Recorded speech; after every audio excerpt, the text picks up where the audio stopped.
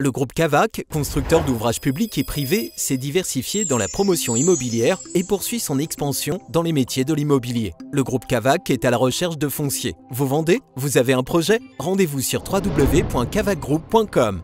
Nous sommes le jeudi 16 janvier 2020. Bonjour, bienvenue sur tv4.fr. Ils étaient de retour en terre catalane à bord du vol parti de Las Vegas vendredi dernier à destination de Paris, mais tout ne s'est pas passé comme prévu. À son bord se trouvaient entre autres le maire du Barcarès Alain Ferrand, l'élu perpignanais Laurent Goz et le président de la CCI Bernard Fourcade. Des bruits sourds et une dépressurisation à bord ont obligé l'avion à atterrir à Boston en urgence. La panique a gagné certains passagers qui ont eu très peur. Après une halte forcée de plus de 6 heures et le calme revenu dans les esprits, tous les voyageurs sont arrivés à bon port avec 10 heures de retard.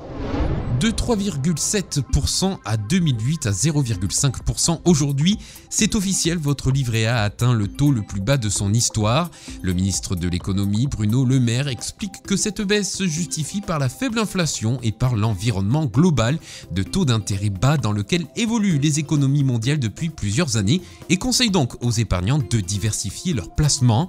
Quelques centimes d'euros de pertes par mois pour les Français épargnants sur le livret A, mais le ministre rassure en affirmant que le taux de ce livret ne descendrait pas sous le seuil de ses 0,5%.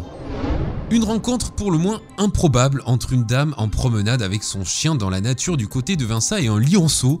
Le jeune animal d'une vingtaine de kilos aurait suivi la promeneuse et son animal de compagnie. La promeneuse a alors accompagné l'animal dans sa voiture jusqu'à Saint-Laurent-de-la-Salanque où les gendarmes de la brigade de la commune ont aussitôt été avertis de la surprenante découverte. La jeune bête ne présentait aucun signe d'agressivité et a été récupérée par un membre d'un organisme animalier de la région. Une enquête a été ouverte pour déterminer l'origine du jeune fauve et les circonstances de son abandon. C'est la fin de cette édition. Vous retrouvez ce flash info sur notre site internet tv4.fr ainsi que sur notre chaîne YouTube. Vous pouvez également nous suivre sur les réseaux sociaux, Facebook, Twitter et Instagram. On se retrouve demain pour un nouveau flash. Très bonne soirée à vous tous.